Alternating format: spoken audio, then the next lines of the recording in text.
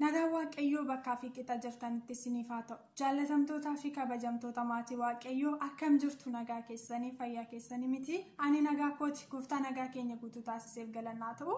Isinillee nagaan keessanii gamaa akka ta'e nan amana. Obboloonni haaraa gara chaanaalii kootii dhuftanii baga nagaan dhuftanii isiniin jedheera. Chaanaalii koo like subscribe gochuudhaan maatii koo ta'a. Warri immoo maatii koo taatanii na jajjabeessaa jirtan guddaa galatoomaan isiniin jedha. Ayyaanni isiniif haa baay'atu. Viidiyoo isin darban immoo yoo jaallattan hiriyoota keessaniif sheerii godha. Waaqayyoo isin haa eebbisu. Baay'een isin jaalladha. Baay'een isin kabaju hunduma keessanii. Harammoo sagalee Waaqayyoo walii wajjin ilaaluudhaaf dhufee jira. Sagalee Waaqayyoo kana dhaggeeffadhaatti eebbifama. Dhaloonni sagalee Waaqayyoo dhaggeeffatu nagaatti jiraataa jireenya of keessaa qaba. Sagalee Waaqayyoo humna hojjetu of keessaa qaba waan ta'eef sagalee Waaqayyoo kana nyaadhaa. Isiniin jedha ayyaanni isiniif haa baay'atu. Mata dureen har'aa isinii wajjin ilaalu abboommii Waaqayyoo keessa jiraadhu ni milkoofta. Galanni Waaqayyoodhaaf haa ta'u. Seera Waaqayyoo yookiin immoo abboommii Waaqayyoo keessa jiraachuun milkaa'umsa keenyaa fi isa hangafaa yookiin mata dureedha jechuudha. Galanni Waaqayyoodhaaf haa ta'u. Dhaloonni yaada Waaqayyoo dhaggeeffataa deemu, dhaloonni seerata Waaqayyoo keessa jiraatu, dhaloonni sagalee Waaqayyoo eeggataa deddeebi'u, dhaloonni yaada Waaqayyoo dhaggeeffataa deemu, dhaloota milkaa'u, dhaloota galma ga'u, dhaloota isaa abdachiifame, isa isaaf kakatame ijaan arguudha. Galanni Waaqayyoodhaaf haa ta'u.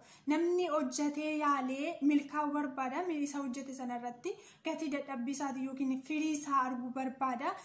Asa kana arguuf immoo yaada Waaqayyoo keessa jiraachuun abboommii Waaqayyoo eeggachaa deddeebi'uun nurraati eegama jechuudha. Galanni Waaqayyoodhaaf bara baraan haa ta'u. Kanaaf dhaloota yaada Waaqayyoo dhaggeeffatu, dhaloota sagalee Waaqayyoo dhaggeeffatu, dhaloota abboommii Waaqayyoo eeggataa deddeebi'u akka taanuuf Waaqayyoo nu haa gargaaru.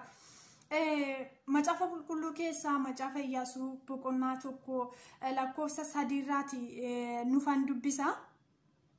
Macaafa kana kan barreesse Iyyaasuudha. Barreeffamni barreeffame bara 1400 dhaloota Kiristoos jechuudha.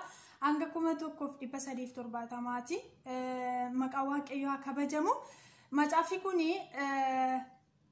seera Musee 5 irra kan ce'e miti yeroo barreeffamu. Iyyaasuun macaafa seera Museetiin alatti kan biraa hin qabu jechuudha. Kanaaf gaafa bakka kanatti Iyyaasuutti Waaqayyoo gaafa inni dubbatu argina. Museen saba Israa'eliitiin biyya Gibxii keessaati baasee gaafa Waaqayyooti dubbate biyya Gibxii keessaa garbummaa jalaa saba Israa'eliin baasee osoo lafa kakuu isaanii hin ga'ini, osoo lafa Waaqayyoo isaaniif kakate, lafa Waaqayyoo isaaniitti dubbate osoo hin ga'ini Museen hin du'e. Galanni Waaqayyoodhaaf haa ta'u. Gaafa Museen du'u Waaqayyoo Iyyaasuun immoo Musee jalatti guddate waan ta'eef, Musee wajjin ture waan ta'eef, Musee wajjin deddeebi'aa ture waan ta'eef Waaqayyoo immoo Iyyaasuudhaan Musee garbichi koo du'eera. Kanaaf immoo asii fi saba kana biyyan abboota keessaniif kakadhe lafan isiniin jedhe isinan dhaalchisa waan ta'eef ati immoo adiraa kana fuudhi jedheetu Waaqayyoo Iyyaasuutti yeroo dubbatu ni argina. Galanni Waaqayyoodhaaf haa ta'u. Museen du'uyyuu Waaqayyoo kakuusaa jijjiire miti. Musee Waaqayyoo daa'imummaa isaatii kaaseetu illee injifate saba kana biyya garbummaa keessaa biyya Misir keessaa hin baase. Museen garuu osoo lafa kakuu isaaniif kakatame saba kanas ta'e ofiisaatii hin argini, otoo saba kanas lafa kakuu isaaniitiin hin ga'ini Museen hin du'e. Waaqayyo immoo nama qaba. Iyyaasuutti adaraa kana hin kenne. Galanni Waaqayyoodhaaf haa ta'u. Waaqayyo Iyyaasuudhaan ani akkuma Musee wajjiniin ture si wajjiniinis nan ta'a. Lafa faanni miilla keessaniif ijjatu hundumayyuu isiniif nan kenna. Daariin keessan hin bal'ata. Ati garuu maal ta'i namni kamiyyuu bara jireenya keetii hundumaatti si fuuldura dhaabbachuu hin danda'u. Cimii ija jabaadhu. Cimii ija jabaadhu. Seera Musee garbichi koo baaseerraas gara mirgaattis gara bitaattis hin jallatiin isa keessa jiraadhuutti hin jechaa ture. Macaafni seeraa kun immoo afaan kee keessaatii hin ba'in. Maqaan Waaqayyoo haa kabajamu.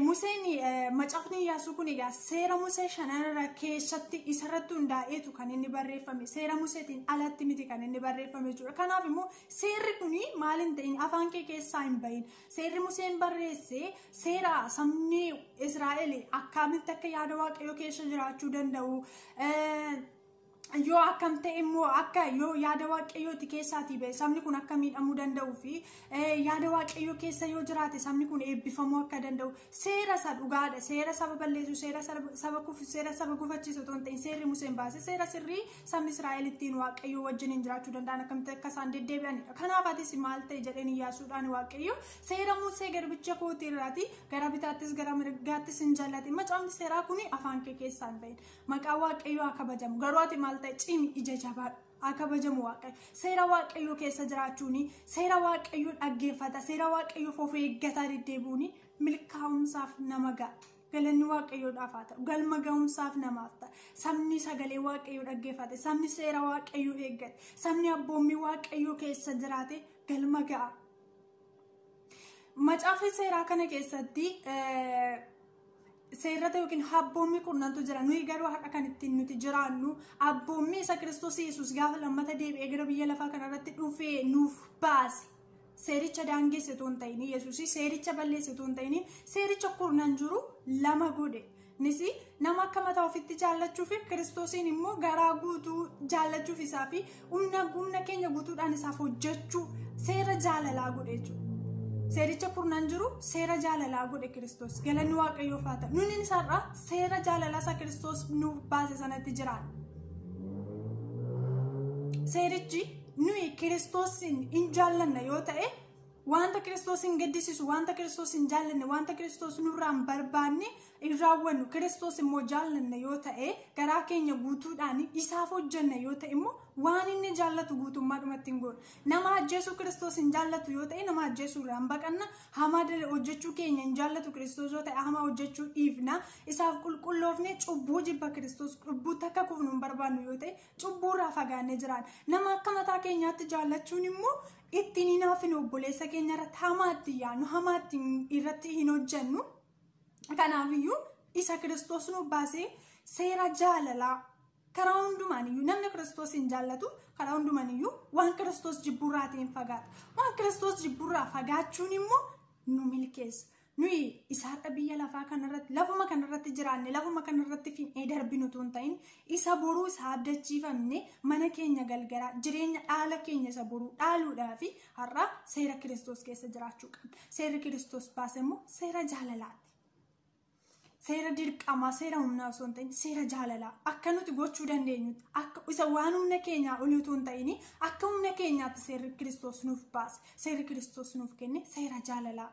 Yoo Kiristoosiif hojjanne jaalalaan nama faana yoo jiraanne jaalalaan galanni waaqayyoodhaaf haa ta'u. Obboleessa keenya jaalanne yoo ta'e obboleessa keenya irratti hamaan goonuu Kiristoos immoo nutti gammada gaafa sana. Obboleessa keenya jaalanne yoo ta'e obboleessa keenya irratti ni naafinu Kiristoos immoo nutti gammada gaafa sana. Kiristoosiin immoo garaa keenya guutuu jaallanna isaaf hojjanna humna keenya guutuudhaan yoo ta'e immoo maal taana cubbuurraa fagaanna. Kiristoosin jaalachuu keenya gaafa sana hin mul'isna jechuudha. Seerrata Kiristoos isa seera jaalalaa kana keessatti qabamne yoo jiraanne nutis Maatewos 22:34-37 yoo dubbifattan argachuu dandeessu.